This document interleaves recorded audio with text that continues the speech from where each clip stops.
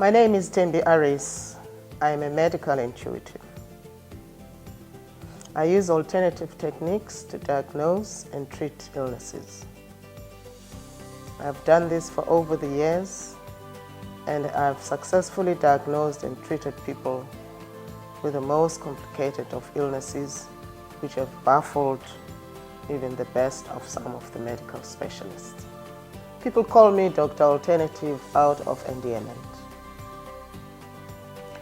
The health industry, or health, has got two dimensions: the alternative dimension and the medical dimension. But unfortunately, these two dimensions don't talk and they don't collaborate, to the detriment of the recipients, that is the patients out there.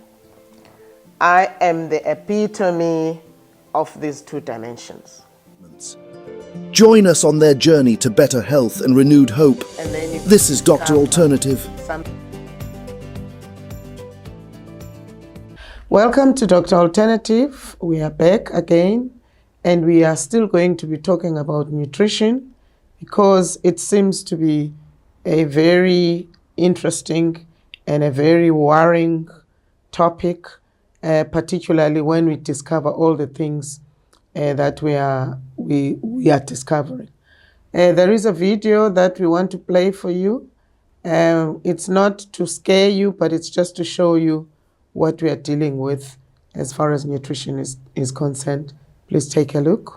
Can you believe this? Some of the eggs on the market aren't even from chickens. They're made in small factories. In certain rural workshops, workers don't raise hens at all. Instead, they make fake eggs in just minutes. The process is shocking. They use a clear chemical liquid to copy the egg white, then mix another liquid to look and feel like a yolk. The yolk goes into a mold, more egg white is poured around it, and they can even fake tiny air bubbles. The shell is even crazier. They press calcium powder into the shape of an eggshell, brush on glue, and stick it all together. The final product looks, weighs, and even feels just like the real thing. The scariest part, when you crack it, you hear the same click: fry it, boil it, scramble it. Almost no difference in taste or texture. Most people can't tell at all, which means you might be eating chemicals without knowing. Each egg takes less than 5 minutes to make, so they can mass produce them fast. This is the so-called high imitation food scam. People spend real money, get fake eggs, and risk their health. So remember, don't be fooled by cheap, perfect-looking eggs. Always buy from trusted sources, because in this scam, saving a little money could cost you your health. As you have seen this video, this is the trend that is happening as far as nutrition is concerned. It's not just only referring to eggs, it's referring to a whole lot of things. I mean, even chicken. Someone was showing me a video where they were injecting a rabbit. Because remember, some people, they do rabbit farming, but they were injecting, and the thigh was tiny little thing, and then once they injected it, it ballooned to a seriously big rabbit. They do that to chickens. They do that to a whole lot of things. So that is what we are facing in this era. Food is short. That is not a misnomer. That is not an understatement. Food is short. But it is a man-made mess. The fact that we are running short of food is not because God created a food that is not enough for everyone.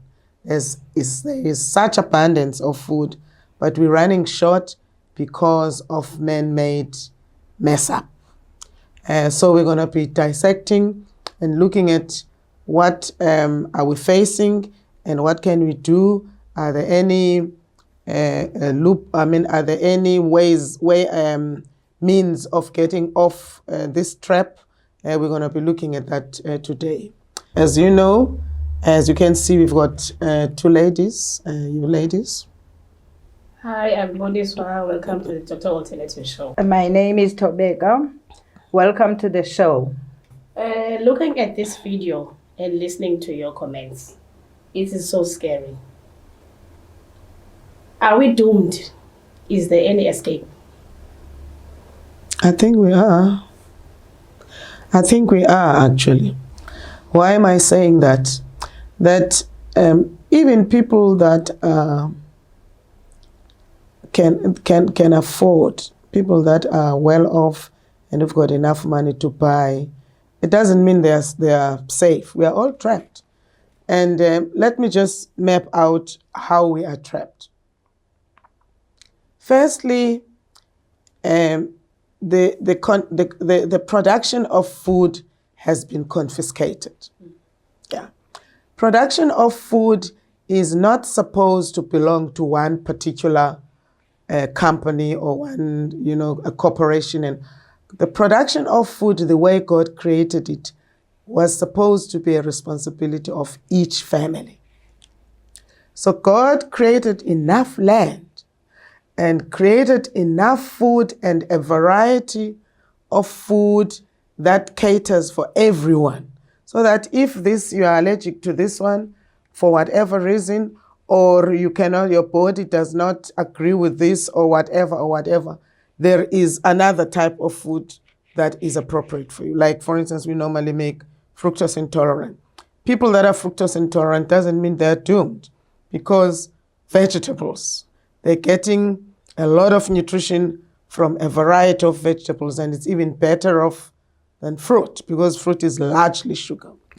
So God created a perfect system where there is the land which everyone can have, because if the fact that land was not confiscated by capitalism, everybody would have a piece of land, which would be enough for you to produce food that is enough for your family. And you would even produce food that is appropriate for your family. Why am I saying this appropriate? For instance, I think in another show some few months or few years back, I mentioned about Anastasia of Siberia. That Anastasia comes from Siberia, where they're still following a very traditional and very wise method as God created it. That she's still alive. She's got her own books that she has that have been written not by her but by another Russian guy who palmed on them and got to understand about this wisdom. But where I found a lot of fascinating information was, she is saying that every family in the Siberian method has got a piece of land, but this piece of land, before they even start plowing the land, the head of the family will walk, on this piece of land with no food yet. There's no food that's planted, but will walk in this piece of land, walk around and stand there for a while. And why is it doing that? Because he is connecting to the soil so that it picks up the nutritional needs of him as the head of the family. Now remember, he's the head of the family, so the genetic constitution of this man is going to run down to family members, to the rest of the family. So that is why, therefore, it makes sense that he is the one that must walk so that the soil connects to him and then prepares itself, so that whatever food is planted there, it will meet the needs of that particular family. So that's the first thing. And then she says when they start plowing, after preparing the soil, then he will take seeds.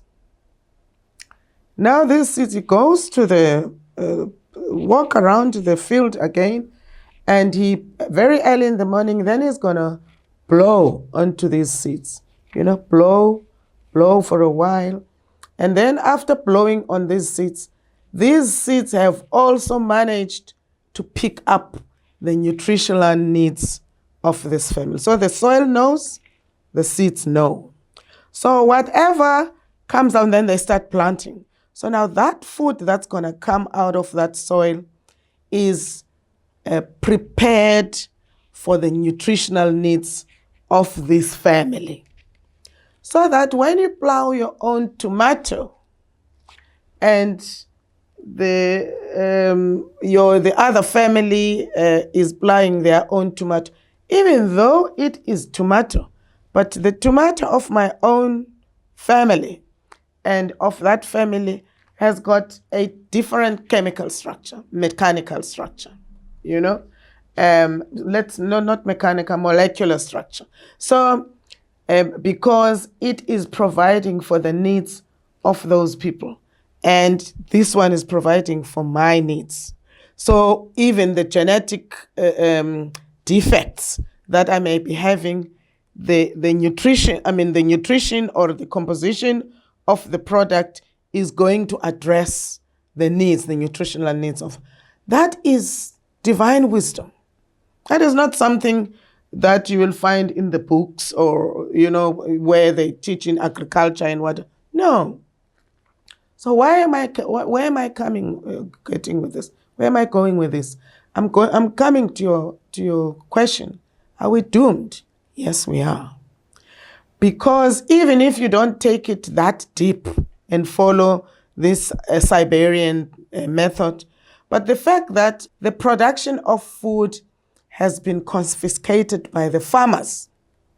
So now for you to be able to have an apple, you must buy, because the farmer it's a fruit farm.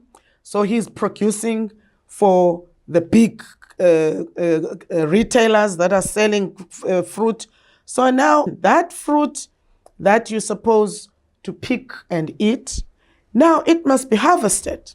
All of it must be harvested. Once it is harvested, it is taken away from the source, which is the soil. So it starts rotting. So what must they do? They must preserve it.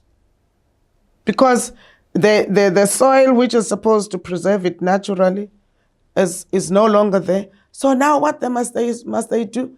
They preserve it. They're forced to preserve it. Otherwise, all that harvest is going to go to waste. You understand? Now, when they preserve it, the chemical. So when you eat fruit and say, it looks so nice. And while they're preserving it with all the chemicals, then they must also make it look good. Then you find that apple is going to be shiny because they must make it, they rub with, shiny and it looks so good. And it's because it's preserved by all the chemicals and everything else that makes it look good. And then when they sell it, they must put it in the light so that it looks greener and it looks reddish. So all that, if you look at it from production to processing to ending up with you, it's all a big mess. But now, where are you going to get it if you're not buying it? Where you can only find it in the shop. You can't find any, and you need it, so you are kind of trapped. Because it's not like there's an alternative place where you can find it. That's where it is. So all you do, and they, promoting it on TV, and it looks good. They've got all this and that and that. So what I'm saying is, it is not just something small. It is something that got planned, conceptualized, got orchestrated, and got executed to make sure it yields the results of control, which is what is happening. So whether you want to eat it or you don't, it's tough luck for you, because where else are you going to get it from? So we are trapped. We are trapped. We are trapped big time. And even if you look at the kind of diseases that are so rife, the cancers, the chronic diseases, this blood pressures and the diabetes and the heart and the whatnot, these are illnesses of white people. It's like, if you look at rural areas where there's still that kind of old traditional life, you find that those people that are still creating their own food, producing their own food, these illnesses are on the low, very on the low. But in towns where modern life, where we can afford, we are suffering the same illnesses of people that can afford. I'm saying it's illnesses of white people because it's white people who can afford, but it's illnesses of people that can afford, really. Because even black people who can now afford to have all these kind of foods, they are suffering the same illnesses. So we are trapped. Trapped here, trapped here, trapped. We're just trapped. We're just trapped. So it's a big, big, big mess up. But now the concern is the fact that they confiscated food production is actually creating problems for the very people that did that, because there's now not enough food. There's not enough food. So what must they do?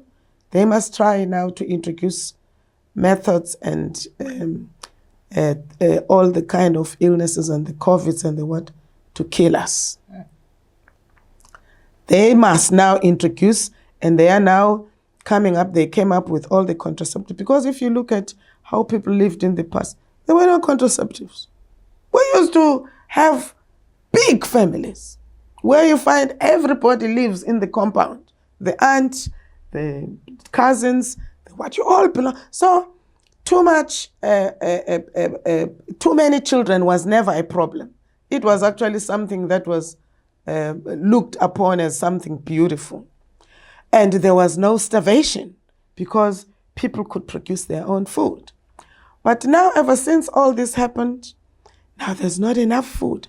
And you need to have money to buy that food. You never needed money to buy food because you get it free of charge from the soil. But now, because it is someone else's commodity, now this food belongs to Mr. So-and-so, past so-and-so farmer. So now you need to have money to buy it. And now there's not enough. There's not enough. So now what did they do? Then they introduced contraceptives. Because even contraceptives are part of this big plan. They introduced contraceptives so that you can only have so many children. But now, do you see where this is going to lead to? It's going to totally destroy. Because if, for instance, you're looking at contraceptives, let's say today you're looking at two people, having only 2 children. Now, the granny is going to die, and the parents have only got 2 children. They grow older, they die, and then these 2, maybe they don't conceive or they can't. Can you see that population is actually getting depleted by this very same formula of contraceptives? That where is going to be replication of production of humanity? So we're gonna be extinct in a way. It's just that God is controlling, so He won't allow. But that's what is happening. Then there's what? Besides contraceptives, then there's abortion. People are free to abort, so that, it is, you can just see it is such a big mess. So we are trapped. We are trapped. We are so trapped. I promise you, it's scary. Yeah. So we are trapped, viewers. We are trapped. Anyway. Where did we go wrong? Where did we go wrong? I'm even wondering that when we talk about we, who are we referring to? Because remember, there are people who came from, I'm not talking racism here, and I'm not even talking politics. I'm talking reality of humanity. Because if you look at where God placed us, even the demarcations, I won't even go there. But if you look at where God placed us, Africans in Africa, Europeans in Europe, it doesn't mean we shouldn't, mix or whatever. But if you look at how God created us, you find that even the genetic makeup, our the way we are, for instance, look at our skin. Our skin is durable. We can withstand the heat. We dark because our skins are meant to withstand all the climate of Africa. But if you look at white people, European, they cannot take the heat of the sun like we can. That's how they are made. It's not like they have created themselves. God created them like that and placed them there. Created us like this and placed us here, But I don't think it was God's plan that we shouldn't mix, we shouldn't, no, not at all. But if you look at when they came here, when white people came here, I'm not Malema. I'm not talking Malema. I'm just talking reality. Honestly, I'm not talking Malema. I'm just talking reality. But if you look at white people came here, I mean, the story of Nongawuse, that is our Xhosa history. I don't know other, but Xhosa history, Nongawuse, the white people came and they studied us, our way of living, our cultural beliefs, norms, and mores, and everything. They saw how much we believe in our ancestors. And they saw that we don't care about them. They come, we don't need them. We've got our own food, we are self-sufficient. So how do they make us care about them? They had to take away the food and all the riches that we had that were natural so that we become hungry. Because once a person is hungry, then you can manipulate that person. So that's what they did. They studied our history and then, and now they are good swimmers, someone was saying, because you see, they come from, they stay in the water. White people are water animals. So they came and they were swimming, and then Nonga also, because she used to go to the river to talk to her ancestors. And then what happens? She saw these whites and she thought, oh, it's ancestors. How they managed to communicate with her so that she understands, you probably find they studied the language even that time. So even if they were talking a broken Xhosa, but they knew how to get the message across, and they did. Then Nongqawuse went and told people, as she was instructed, that go and kill your animals. Within 3 days, the ancestors are going to bring you so many times what you have now. Burn the crops, burn. And that's what they did, because they trusted the ancestors, and I don't know the position that Nonga was. And then what happened? Nothing came. Now the hunger. So the fact that we deviated from our way of life, from our cultural beliefs, and from not necessarily beliefs, practices, cultural practices and whatever, has put us where we are today. But it comes from so many centuries. Remember, this is a history that has developed and unfolded and got transformed. And, there's been so many add-ons and subtractions and what have you, but to put us where we are today.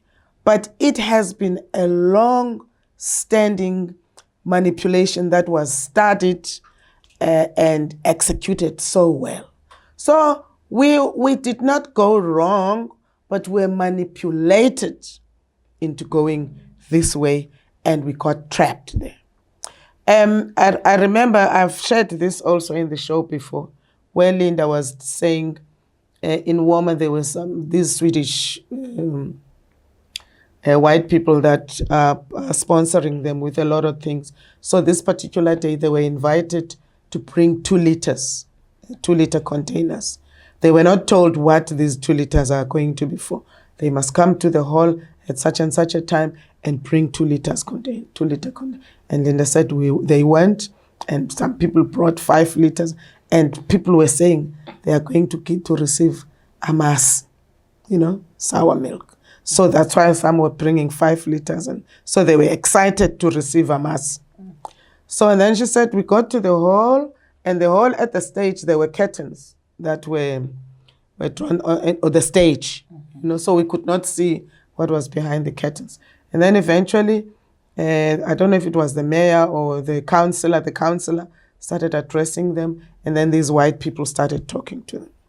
And then she said they talked about producing their own food, planting their own food.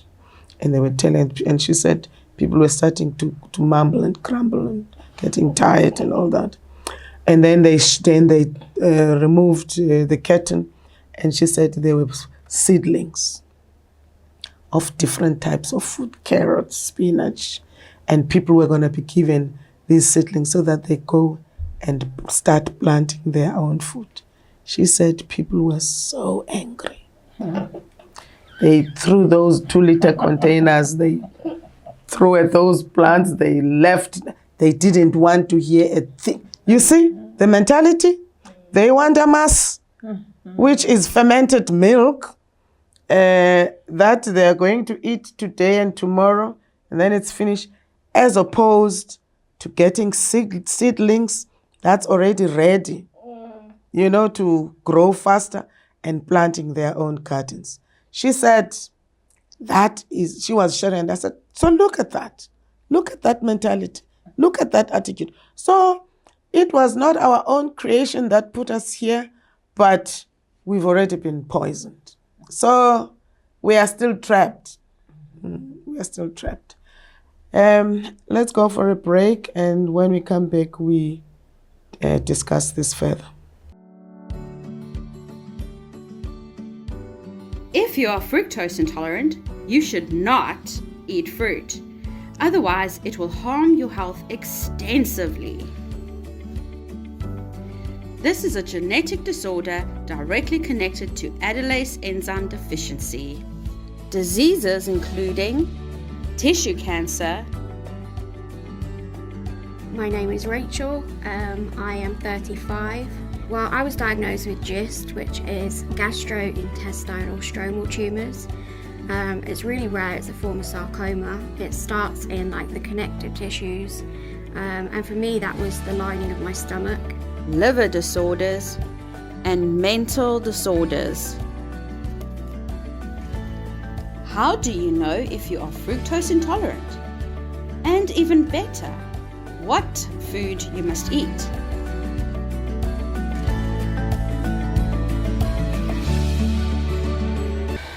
Welcome back. We are talking about nutrition. The state that we are at these days or during this era is really scary.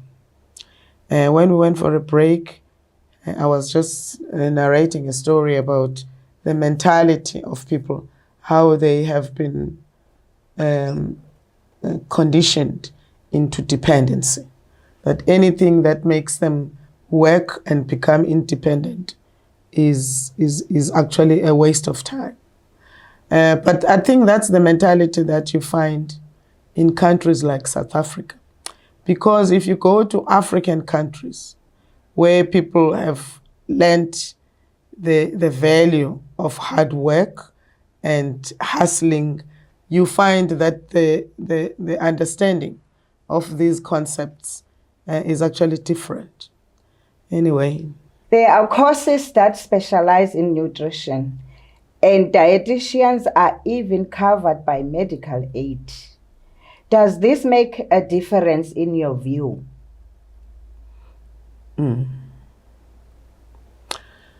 Yeah.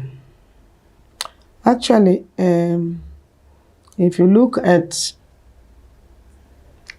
the health industry, it's not just this that we're talking about. Even though we're talking about nutrition, we cannot separate nutrition from health, because that is what it is. Nutrition is health. But even that health is also controlled. What information must be given to people is controlled. How you must diagnose a person, it's controlled. How you must feed that person, it's controlled. Everything is controlled. by conventional medicine. So even nutrition, therefore, like you're saying, is predetermined what should be taught and should not be taught. You know, it's true that dietitians are recognized by conventional medicine, recognized by the medical aid, so they get medical aid covered. You know, I once invited the head of dietitians of this association of dietitians some years back. I invited them to come to our show, and she was actually excited. It was a white lady. She was actually very excited because of the exposure that she was counting on. But before we started, while we were just warming up, talking alone before the cameras started rolling, and then I started talking about fructose intolerance. And she was shocked. This is the chairperson of dietitians in Port Elizabeth. She was shocked to learn about fructose intolerance the way I described it. She referred to, there are people that are allergic to fruit, or milk or whatever. And I was saying, no, I'm not talking about allergy. I'm talking about intolerance, where the person is deficient of an enzyme and may not react as an allergic reaction. You may not pick up anything, but it's like some kind of a slow poison. So then I was, I was like, she said, no, I've never heard of that. I mean, she's got a diploma in nutrition as a dietitian. No, I've never heard of that. Such that the way she was so troubled, she ended up refusing to participate in the show. She said no, and she walked away before we could even start. And I'm glad that I actually did that discussion, because it would have been awkward that when we're already moving on with the show, and then she just puts the mic down and she walks away. So what I'm getting at is the curriculum that is offered to dietitians in this institute is determined by the very same system that is controlling everything in medicine. Even now, there's a client of mine who has got TB meningitis, who I forced the doctor to test him for medical, for TB meningitis, because they could not pick up in the blood or X-ray or anything. All the tests they did for TB, there was nothing. So it was negative. So then I've insisted they did CT scan, MRI, everything. They did everything except for lumbar puncture. But then when they could not pick up anything, and I insisted that she did the lumbar puncture, which they did, and then they discovered the TB meningitis. So now I was saying to the doctor, this client is fructose intolerant, because when they admitted him, I had to specify the things that he's intolerant to gluten, lactose, and fructose. So I put, even though there was no category of intolerances, it was written under allergies. So I wrote, and then I spoke to the doctor, because they started administering the steroids for TB and what have you. But then she commented that his liver is actually holding, because most people, when they start getting the treatment for TB, the liver usually kicks like crazy, because the steroids are heavy. And she said his liver is actually holding. We are monitoring. So she was really happy because of that. And then also she said he's also not having seizures, because she said most people, when they get these steroids, they have seizures. She said, he's not having side effects at all. I didn't tell her that it's because we have prepared him for this. Because remember, we prepared him before I took him to them to do the TB test. I had already prepared him because I knew how heavy it was going to be. And then I said, I'm concerned about the diet because they feed him meat every day. Every day, whether it is a Russian or a chicken or pork. There was even pork one time, and I took it and I threw it in the bin, you know. So it was just meat, red. And it was mostly red meat and pork and Russians and what. So then I expressed my concern. I said, I'm concerned about this guy's liver. She said, no, but it's the dietitian who recommend what diet must be followed. And remember, when people are having TB, they need a lot of protein. I said, they do, but not animal protein. I said, you must not give this guy so much so much meat, because it's too heavy for the liver. And then she gave me the number of the dietitian, and I spoke to the dietitian. And then the dietitian said, she does not prepare the food, she only makes the recommendation. But there is a standard, because I think it's this FedEx or company that's got the tender to feed, the patients in hospital. So they are the ones that prepare this food. So she said she can only recommend. But then she said I must write down what and send to her, which I knew was not going to help, because it was a lot of variety and meat was just once a week. So I ended up not doing it. But what we did was for us to feed him. We would give him the kind of food so that even if we find they bring their own food, they find that he's already full, because we already fed him. So we were dealing with such. Now, but this is a dietitian. This is a dietitian that I'm talking about, that did not understand the mechanics of all this that I was talking about. Even when I spoke about the fructose intolerance, he said, "Oh, is he allergic?" I said, "No, he's not allergic. He's not allergic. You will give," and he was sitting with all the juices, these small juices that I use for children in preschool. He had a lot of them, because he was not really drinking it.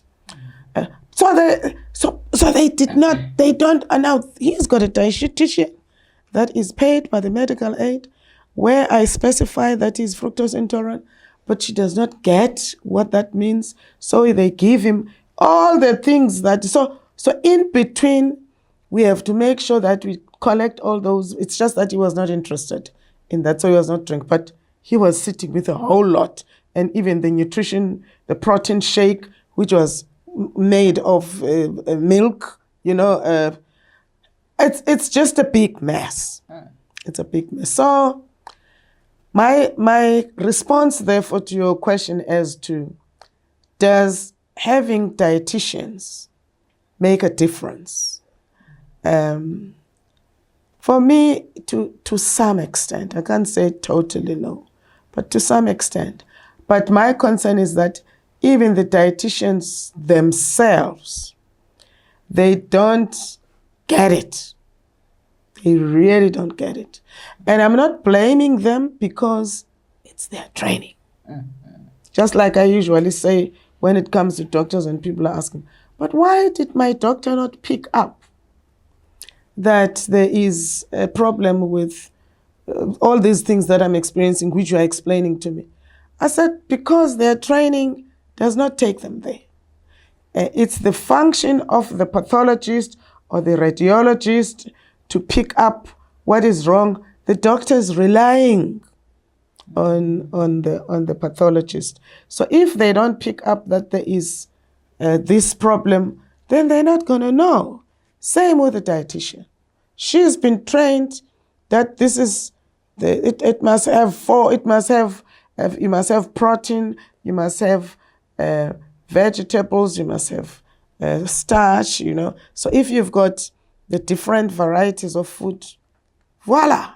So they give him mixed vegetables, frozen mixed vegetables that they buy already cut, whether it is cauliflower that's in there or green beans or whatever. It's none of their business. It's mixed. Meanwhile, he's not supposed to have this. He's supposed to have that, even in vegetables. So sometimes I look at this and I just feel tired. I promise you. I just feel tired. It's a big mess. And even to deal with the mentality of people, to make people understand, is also a big job for me also. Because remember, people are sold to what their doctors have taught them. People are sold to what their dietitians have told them. So here I come and I say, take this out, put this in. Oh. What do you do differently that puts your clients on the advantage? Remember with me, like I'm mapping out that all this is dissected.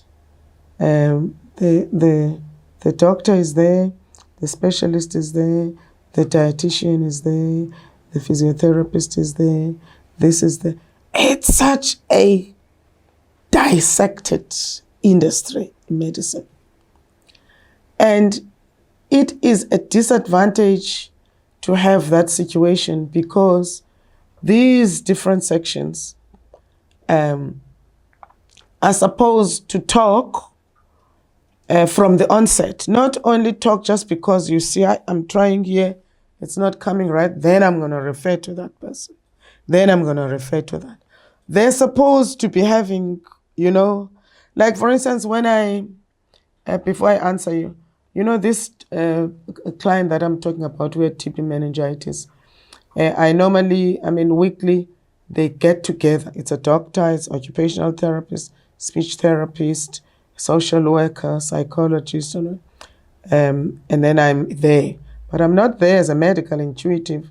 I'm just there as the person who's referred him to. So they don't know really, because I wasn't sure. Should I or should I? Should I tell them? Should I not tell them? I thought, let me not tell them, because it's going to be a disadvantage for this guy. Let them, and I don't treat TB. You know, I've struggled to get him to get TB diagnosed and then get treated. So now if I'm saying, hey, you know who I am? Do you know who I am? I can do the work of all of you combined. And that's what I'm doing, you know. So I can't do that. So, but at least I sit with them. And then I would, you know, engage them, you know. And you find that they actually, even the doctor said, it's actually more interesting that you seem to be very well versed about medicine. So at least it makes it easier, you know. But what I'm getting at is that I like that system, that practice, where you have a multidisciplinary approach, where they're all talking about this particular. This one is doing her own or his own, but they are communicating and coordinating, you know, their treatment program. So with me, I do that all in one. Okay, yeah. I'm one, but I'm doing the work of so many different professions in one, including that nutrition. Because my clients know that I will not give you treatment without touching on nutrition. Even supplements. I mean, I've mentioned this in the past show, that it's not just only because why am I giving supplements while the person is taking good enough food? Because if I guide you that, take this, especially where I do the program and I specify that, take this in the morning, mix with this and this and this, and then day, this, and then supper. Then tomorrow it's the same thing. But you'll find I will still give you supplements, because the nutrition of these foods that we're eating is so depleted. We're eating it, but we're eating. So even with these eggs that I'm making an example that we saw a video, you're eating an egg. You say, I've had 2 eggs today. But what kind of eggs? Is it the Chinese? The Chinese. So then you're wondering. Then you are wondering why this person is taking eggs as instructed, but is not picking up on the type of nutrition. Because it's not eggs, it's eggs. it's not eggs, it's eggs. You know? So that's why you find, therefore, I will give an advice on what supplements to take. And in some cases, you will find that I will even advise that these supplements people must take before they even start with the medication. You know? So my intervention is holistic. I touch on every aspect that is necessary to give a coordinated program to what I have diagnosed. Because remember, with me, when I'm giving you all this, it's because I've scanned you. I'm not thumb-sucking that, because you've got TB meningitis, so you're supposed to have animal. Me, I know what is the state of your body, the brain, where the brain is affected, you know? Because even with this one that I'm talking about, he was having seizures before he even, I even took him for treatment. So I was treating him for seizures. He was not always seizures, but he did tell me that he would fall, you know, just fall. And, you know, at night he would not even know whether this is a toilet or a chair, because he was having seizures. So I treated those seizures before I took him for TB meningitis. But you know what is important that is coming out of here? Look here, I don't treat TB, okay? But I can diagnose TB. TB that they diagnose very easily when it is just the pulmonary, or, you know, they pick up from the blood or x-ray or whatever. But when it is extrapulmonary, for some reason, they struggle to detect it. But then I can detect it, but I can't treat it. So can you see the value of this collaboration? Because this guy could have died from TB meningitis because it's fatal when it's not treated. But they could not help him because they cannot pick it up. So me, I pick up and I say, hey, look here, this is where it's hiding. They look and they find, and then they treat him. But now, before I took him to them, I had already picked up that he's having seizures. This liver, I prepared the liver, prepared the brain so that it can withstand the heaviness of these steroids. Now they're wondering, it's amazing that he's not having side effects. He's been having seizures. So if I had not prepared him, he would have had more seizures when they started administering the steroids. So this is just another way of showing how much it is necessary for conventional medicine to work hand in hand with alternative medicine, that we can make life so much easier for people and you know, save them from unnecessary suffering. So so I don't know what your comment is on that. The need for doctors and alternative practitioners to work together. I don't know what is your comment on that, what you think. I think there is a need. If you remember on one of our previous shows, when I asked you a question, if people can advise their own doctors to come joint with the alternative ways, I think there is a need, because sometimes when you go, let's say, to a regular doctor, it takes time for this disease to be covered while a person is suffering on the other side. Like, for instance, take a look at you. You picked it up before they could.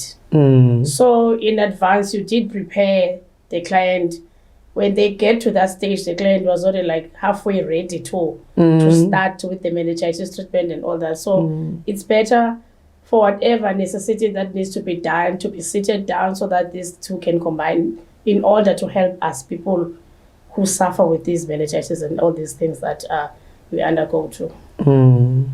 So it's best. Somehow, I don't know how we can do it, or how it but will it's happen. so necessary. It's necessary. It will help a lot. Any word of wisdom from you, Tobeka? I think it's good for the